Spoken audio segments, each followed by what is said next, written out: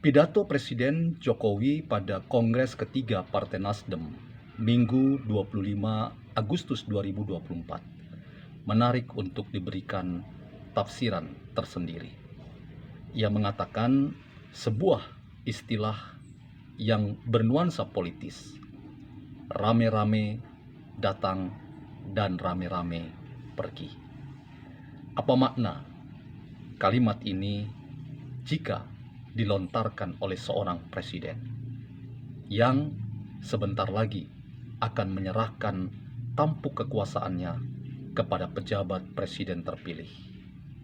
Selamat datang di channel Meragukan Filsafat, sebuah channel yang dibangun untuk turut mengedukasi ruang publik Indonesia dengan menawarkan perspektif pemikiran filsafat, membaca fenomena sosial, politik, kebudayaan di konteks Indonesia kontemporer. Teman-teman, safari yang dilakukan Presiden Jokowi menghadiri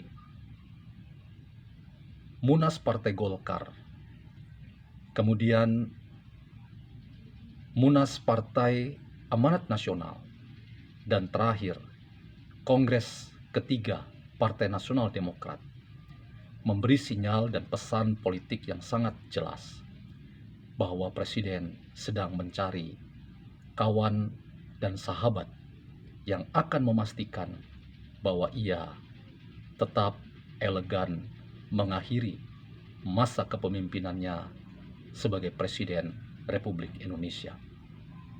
Apakah Presiden memang sedang kesepian? Apakah ada kalkulasi dan hitung-hitung politik dari seorang Jokowi ketika ia akan lengser meninggalkan kursinya setelah 10 tahun memimpin Indonesia sebagai presiden? Kita dapat memberi berbagai macam tafsir dan makna terkait dengan apa yang dikatakan oleh Presiden Jokowi ketika Kongres ketiga Partai Nasional Demokrat. Ia memberikan kata sambutan. Pesan yang mau ia sampaikan bahwa dalam setiap kepemimpinan yang baru, biasanya banyak orang, banyak pihak, banyak komponen dan kekuatan politik termasuk partai politik yang rame-rame mendatangi seorang pemimpin yang baru. Tetapi Presiden juga melontarkan kalimat yang bernada peyoratif bahwa ketika di akhir kekuasaannya, Presiden juga seringkali mengalami kenyataan ia ditinggal rame-rame oleh banyak orang, termasuk kekuatan-kekuatan politik yang selama ini mendukung dan berada dalam arak-arakan kepemimpinan yang dipimpin oleh dia. Ketika kalimat ini diarahkan kepada Partai Nasdem dan secara khusus Surya Paloh sebagai Ketua Umum Partai Nasdem, maka Jokowi menyampaikan mungkin hal tersebut tidak akan terjadi pada sosok Surya Paloh termasuk Partai Nasdem.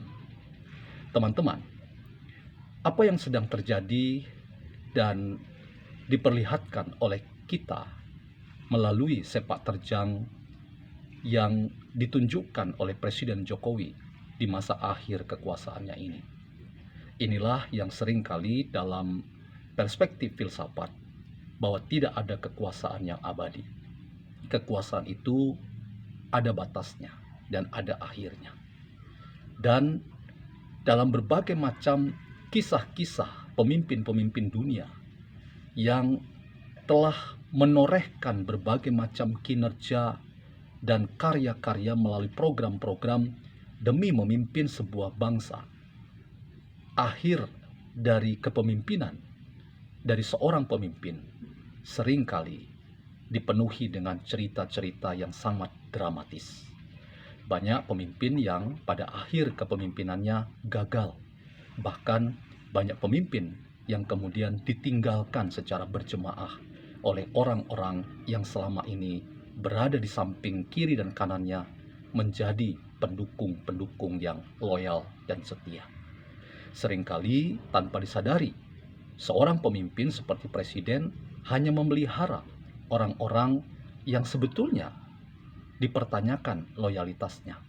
Banyak orang yang seringkali munafik ketika ia berada dekat dengan seorang pemimpin. Sehingga ketika sang pemimpin itu berakhir masa jabatannya, ia pun rame-rame ditinggal sendirian. Namun teman-teman, sosok Jokowi tetap mempunyai pengaruh yang signifikan dalam konteks berjalannya demokratisasi di Indonesia. Tentu banyak catatan yang bisa kita berikan, baik catatan yang apresiatif termasuk catatan yang kritis. Bahkan daya kritis kita mempertanyakan kinerja-kinerja yang diperlihatkan oleh seorang Jokowi ketika memimpin Indonesia. Salah satu catatan merah itu adalah nepotisme yang sangat kuat diperlihatkan oleh rezim pemerintahan di bawah Presiden Jokowi.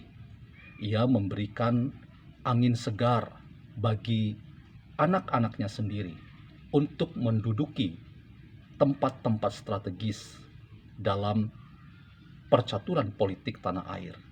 Bahkan fasilitas dan kesempatan itu membuat orang-orang dekat Jokowi menikmati kue dari berjalannya kepemimpinan dalam pemerintahan ini di masa kekuasaannya. Dalam hal ini, kritik diarahkan bagaimana Jokowi berada di belakang ketika Mahkamah Konstitusi memuluskan Gibran Rakabuming Raka untuk bisa menjadi calon wakil presiden mendampingi Prabowo Subianto.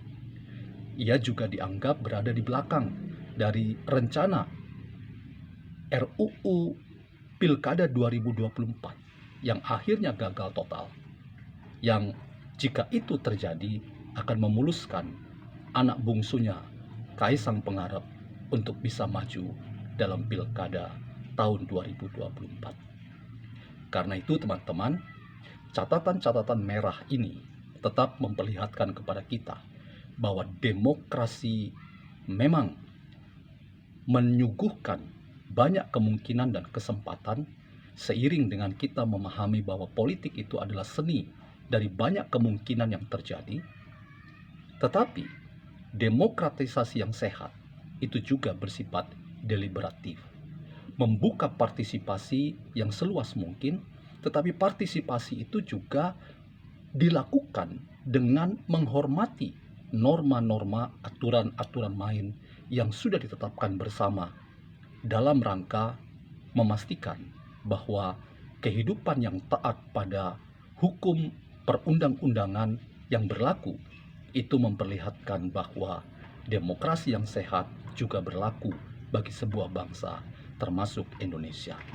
Karena itu ketika Jokowi dalam Kongres Partai Nasdem yang ketiga menyatakan kalimat dalam pidatonya, ia seolah-olah mau mengatakan, ketika dulu aku menjadi pemimpin di awal kekuasaanku, banyak orang yang rame-rame datang untuk meminta ini dan itu.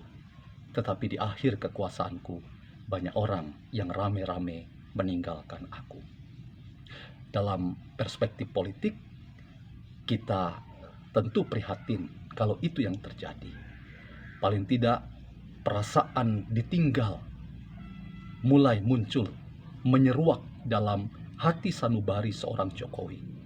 Jangan-jangan memang catatan merah yang sering ditujukan kepada kinerja dan sepak terjang politik seorang Jokowi terkait dengan upaya dirinya membangun politik dinasti di Republik ini, itu memang benar adanya. Dan ini menjadi catatan dan sekaligus pekerjaan rumah bagi kita, bahwa politik dinasti adalah salah satu antitesa yang serius terkait dengan demokratisasi yang sehat di Republik ini. Teman-teman, kita masih bisa melihat hari-hari mendatang di akhir kekuasaan seorang Jokowi. Tetapi pesan moral yang kita perlu pertanyakan terkait dengan akhir masa jabatan seorang Jokowi. Apakah benar ia akan elegan dan terhormat ketika menyelesaikan tugasnya sebagai Presiden Republik Indonesia? Waktu yang akan membuktikannya.